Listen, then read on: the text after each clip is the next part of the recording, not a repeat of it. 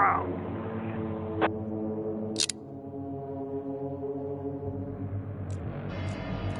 On the ground.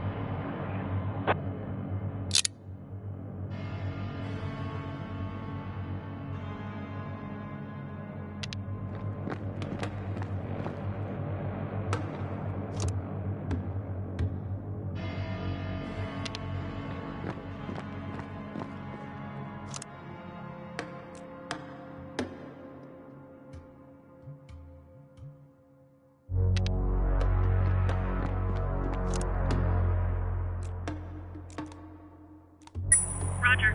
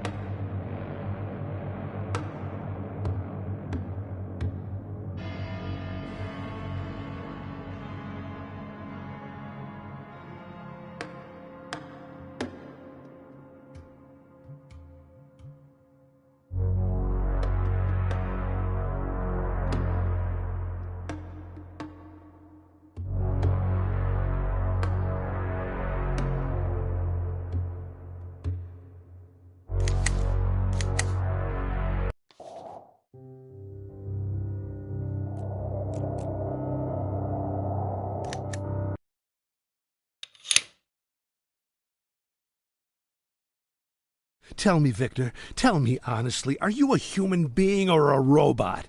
Huh? Right? Or are you sure? Have you checked? Because it seems to me you have a set of programmed commands instead of brains in your head. Ever consider showing a little bit of flexibility? Just a little bit, huh?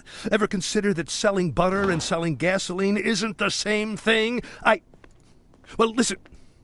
Listen to me, Victor. Listen to me a second before your tiny electrical brains run out of batteries. When you sell him butter, you sell him a delicious breakfast. A person can live without a delicious breakfast. Yes, most people in this fucking town haven't even heard of a delicious breakfast. When you sell him butter, he's in a position to bargain. Because if he doesn't have butter, he'll smear his toast with clay, and by God, I swear he will eat it with no less pleasure. But when you sell him gasoline, Victor, when you sell him gasoline, you sell him his business. You sell him the entire meaning of his existence. Because, Victor, if he doesn't have gasoline, he'll have to shut down his gas station. And if he closes his gas station, he won't have butter or toast on the table. And in fact, he won't even have a fucking table. Because his creditors will take away his whole fucking house.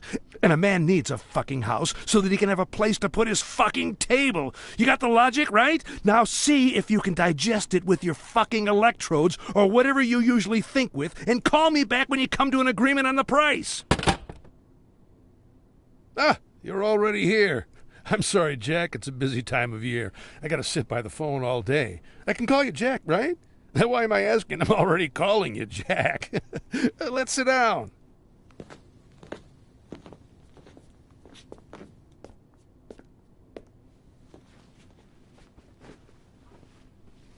We could go to the bar, by the way. I'm waiting for a call, but I could. It's fine here. You sure?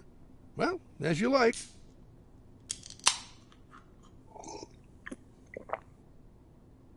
That's what I love about Sharpwood. Even if I forget to put the beer in the refrigerator, it'll still be cold. Here, you can help yourself. Doesn't look like beer, does it? Well, what is it? The infamous smelly soup? You should try it. Go on. Try it. Don't be squeamish. Half of Sharpwood eats that soup every day. No one's dead yet. Not from the soup, anyway.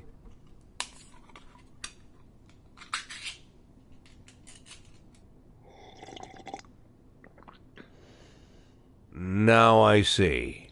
Now I see why you'd say that anyone who lives on this soup would try to get out of here. Well, yes, but most of them stay.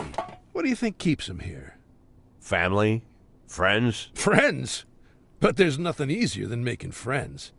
When did you arrive in Sharpwood? About 10 weeks ago? Or was it 8? And look, you're already surrounded by friends. No, it's not friends. It's the enemies. Ask anyone in the city. Ask a poor man. Ask a rich man. Of course, if you can find a rich man. They all have them. Every one of them has a neighbor they can't stand.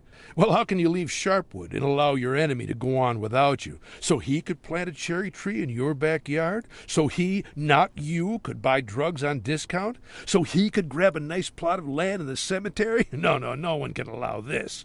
The enemy must be exhausted if it takes you your whole life. With the enemy, you need to fight to the last. Once you have an enemy, you're doomed. You can't think straight. Old Sheriff Wells was doomed. He couldn't stand drug dealers. I myself don't care for them, but Wells didn't count them as people at all, despised them more than murderers and rapists, and as soon as those fucking neckties appeared in the city, he knew right away that they were his enemies.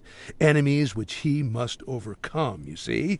And even if by some miracle he succeeded, what next? What other enemies would he have invented?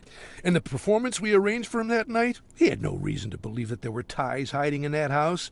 But one phone call, from this phone here, by the way, and he rushes off into the night to God knows where. You know what happened next. He threw himself into a hail of bullets. Got 2 young cops killed, too, though they had absolutely nothing to do with it.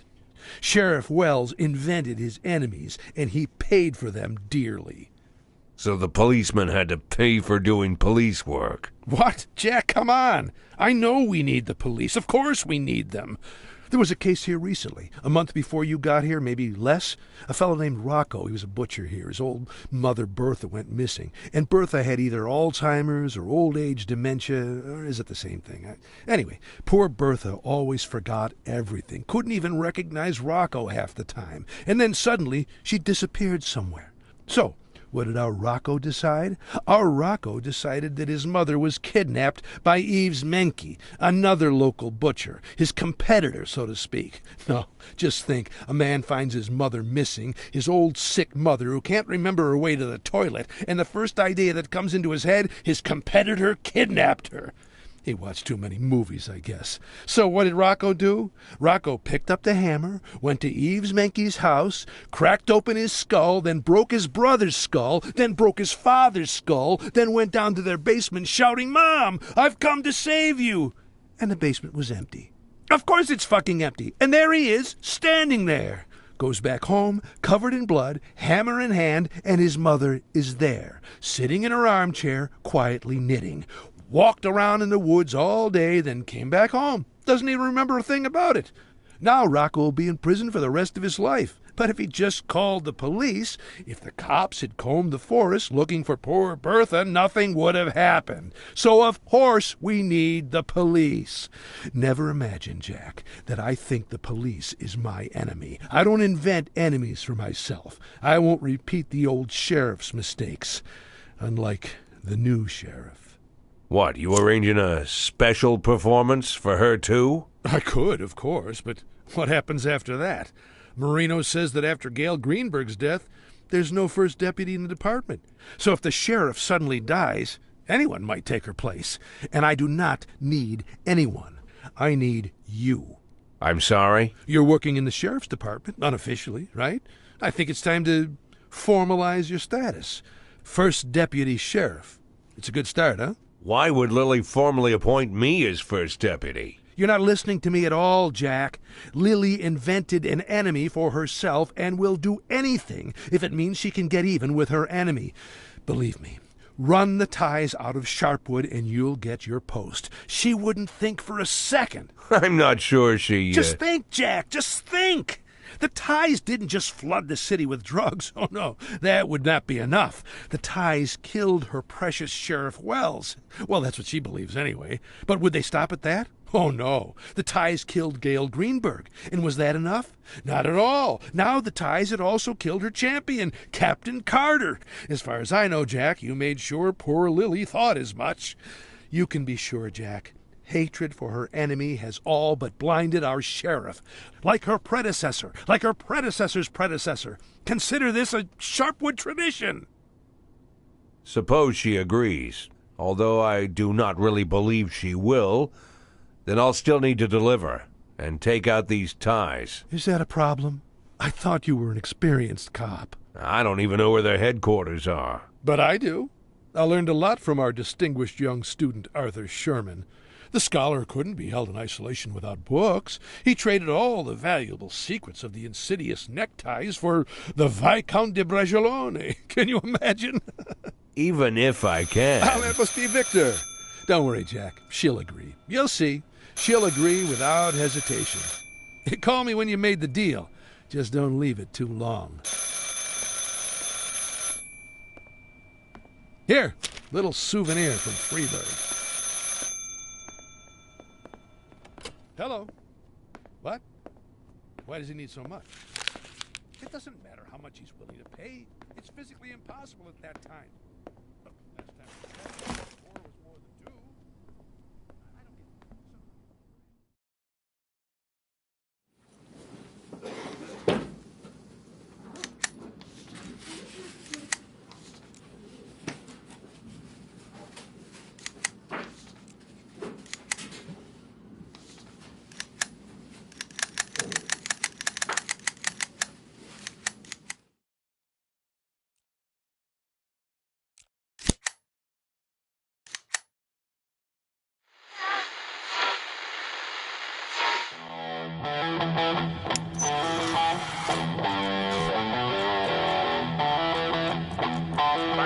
in progress. 535 in progress.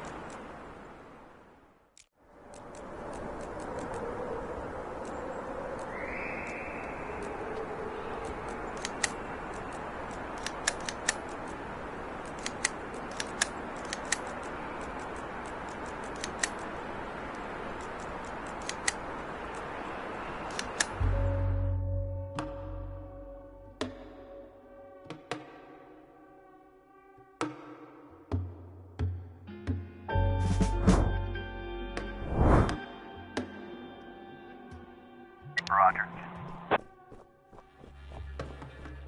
We have visual.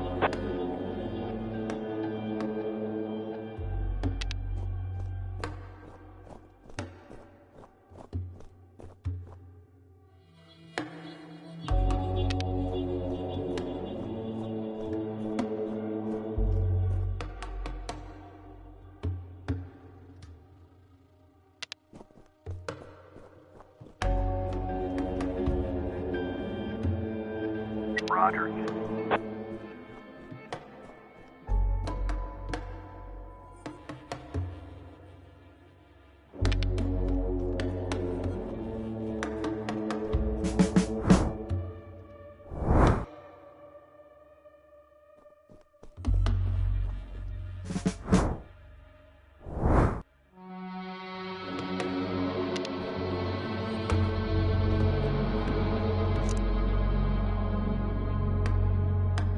Roger.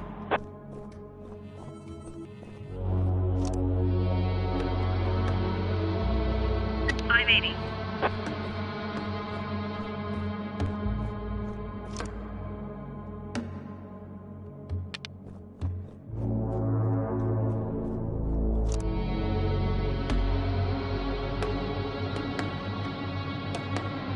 Roger. Roger.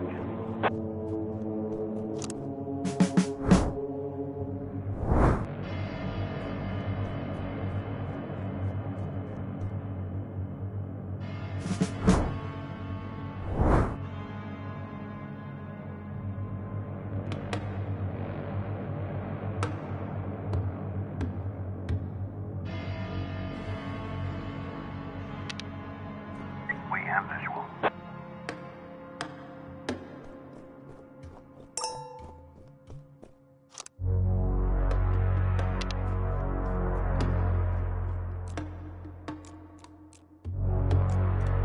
Freeze!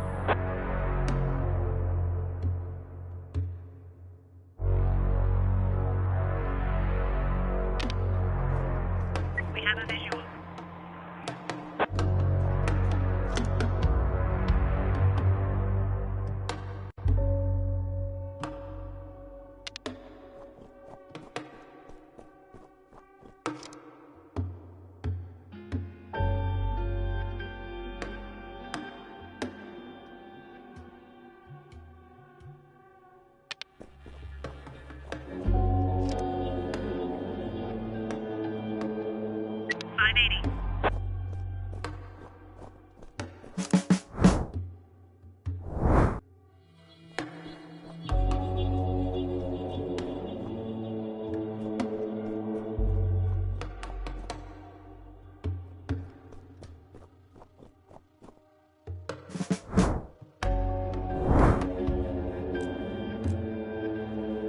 On the ground!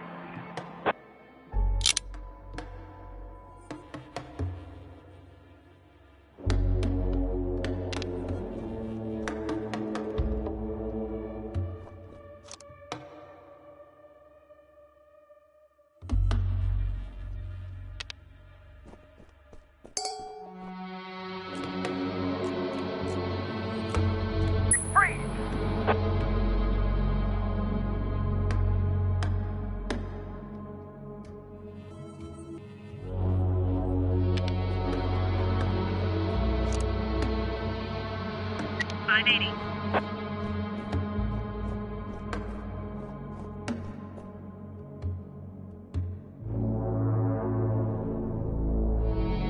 Roger.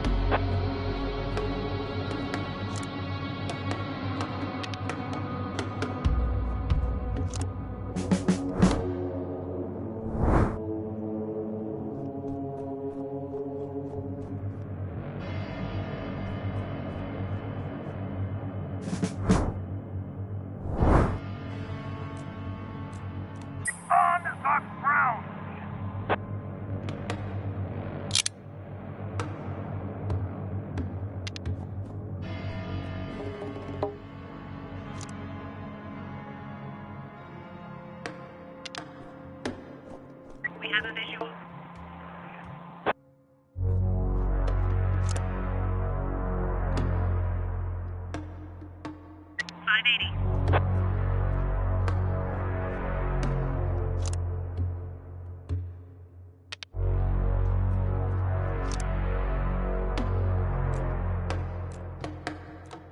Get on the ground.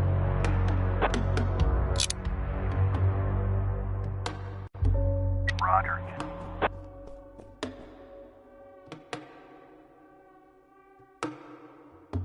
Roger.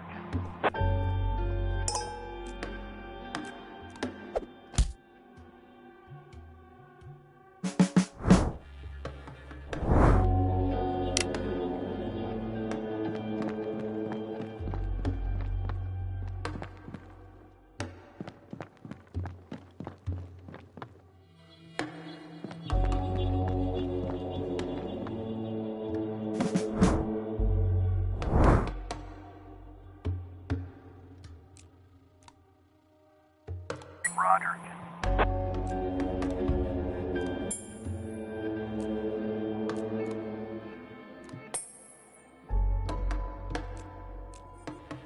Get on the ground.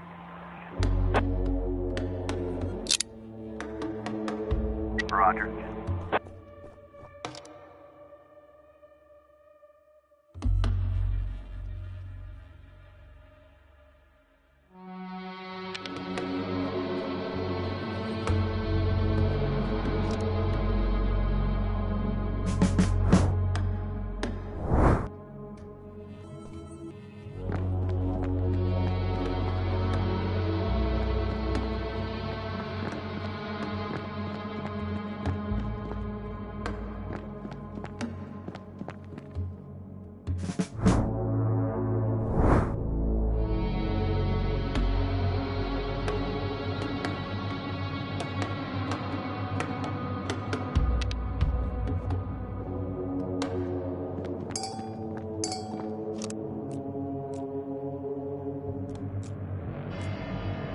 Freeze!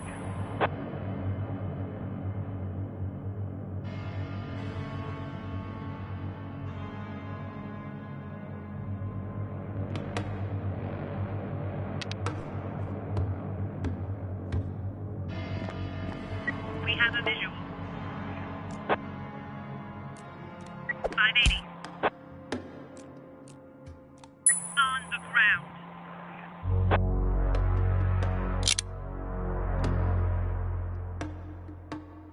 Roger.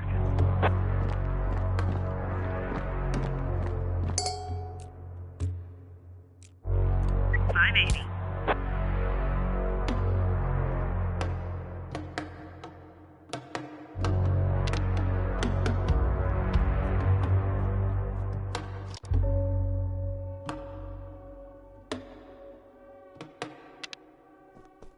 $580.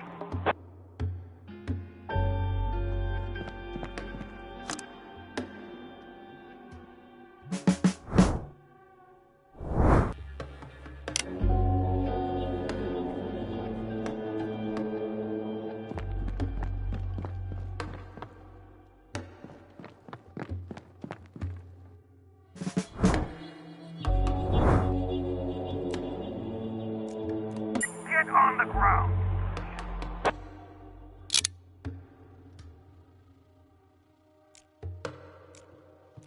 On the ground.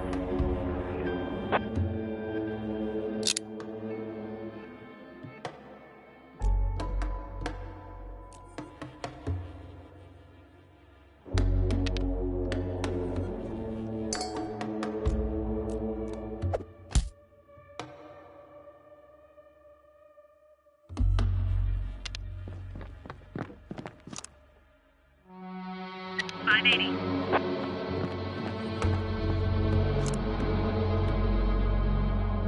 Roger.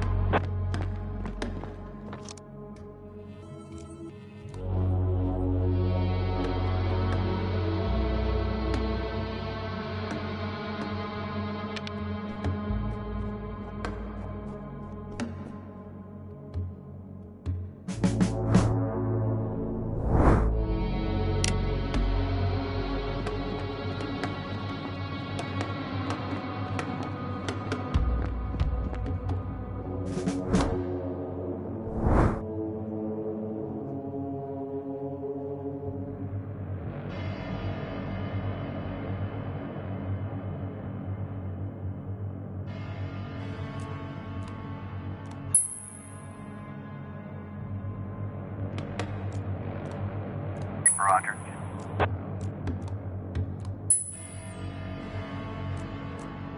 On the ground.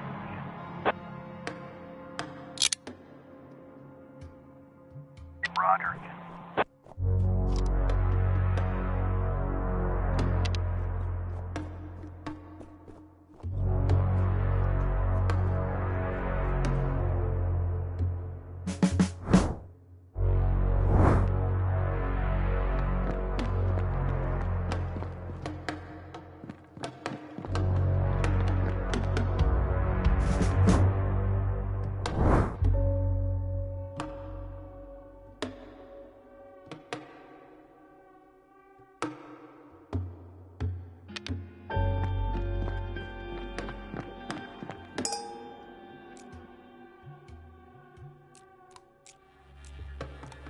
Freeze!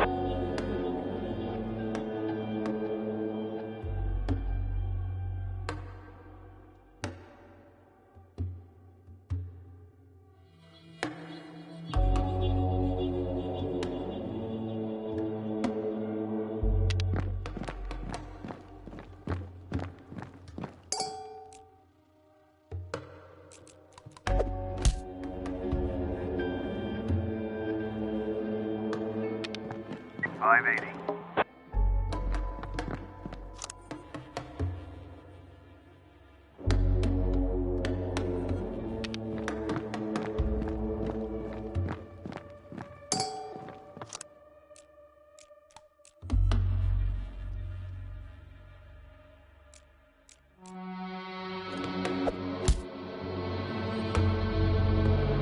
Roger.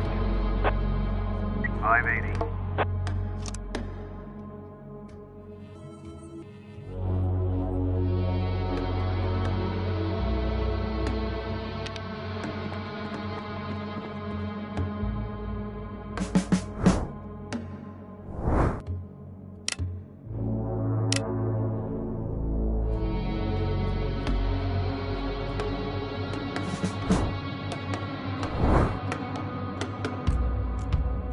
Get on the ground.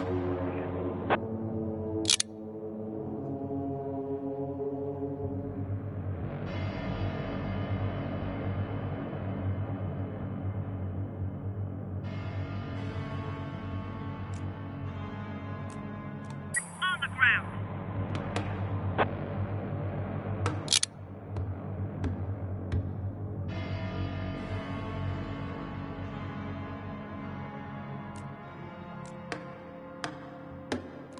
On the ground.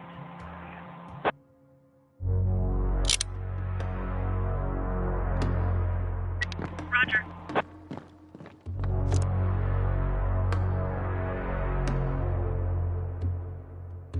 Roger.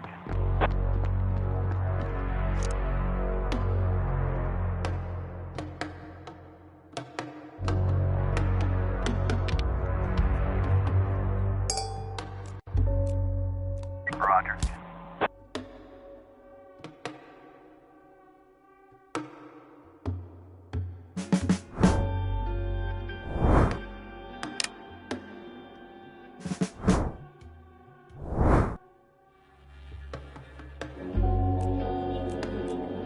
On the ground.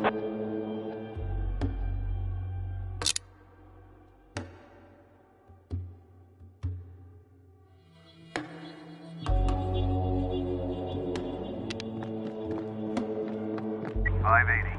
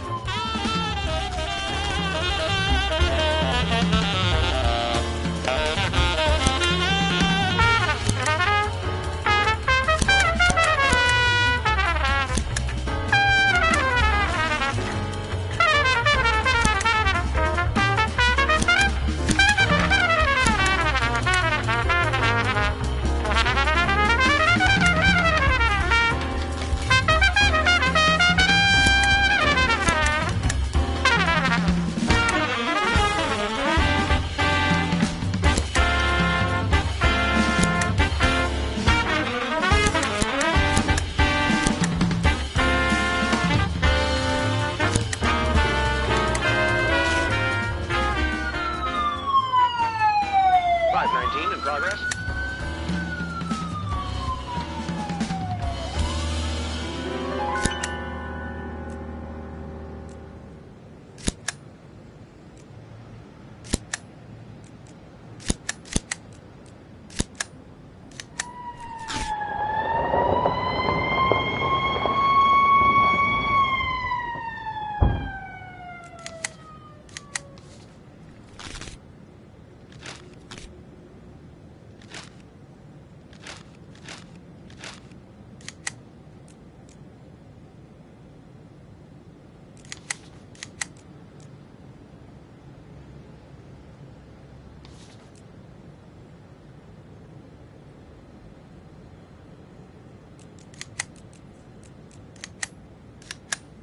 .519 complete.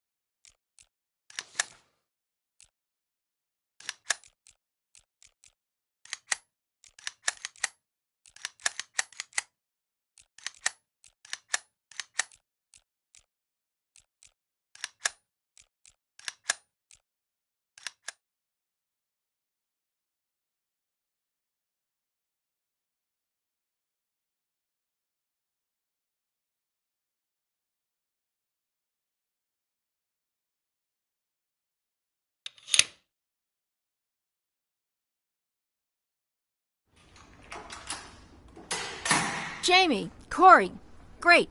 Come help me move some papers from Sheriff Wells's office. A lot of papers and some other stuff, too. Come on, guys, let's get moving. Sheriff Wells' office? I thought we, aren't we not allowed to enter his office? You don't need to go inside. Just wait in the hall. I'll take it all out and you can help get it downstairs. I'll get some twine or something to tie up the stacks of folders.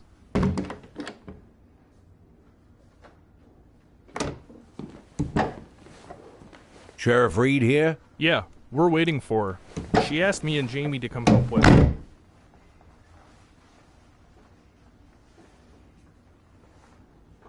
Hey, what's that?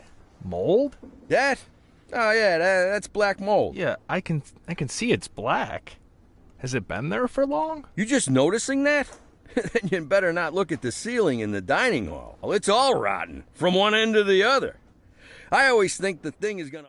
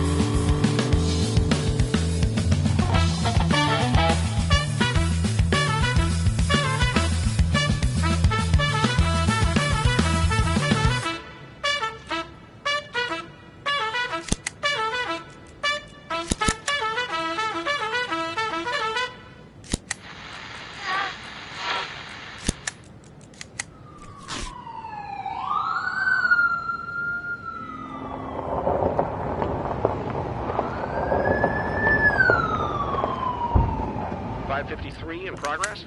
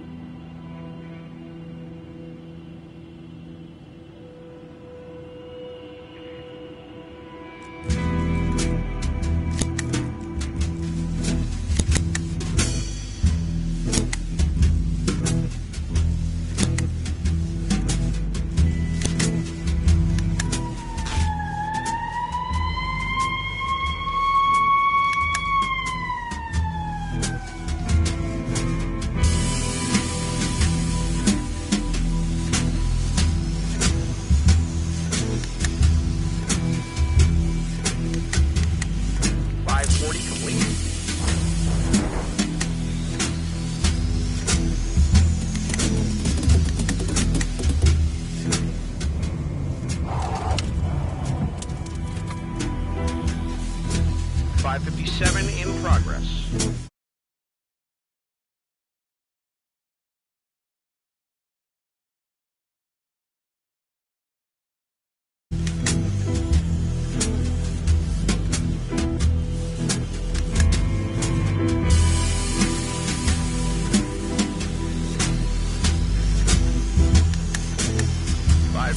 Complete.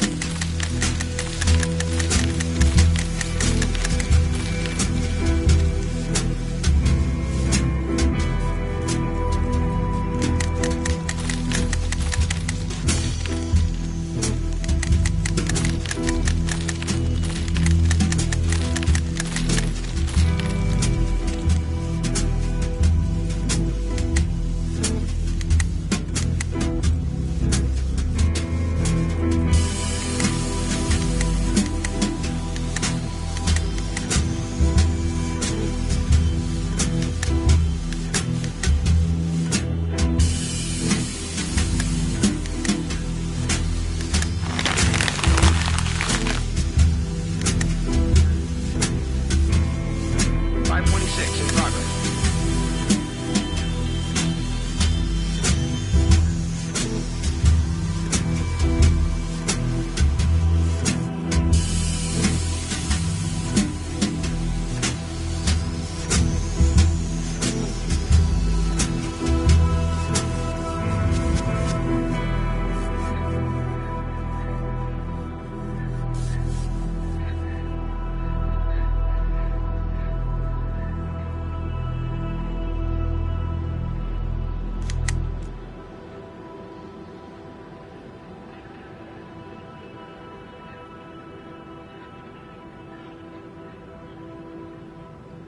.557 in progress.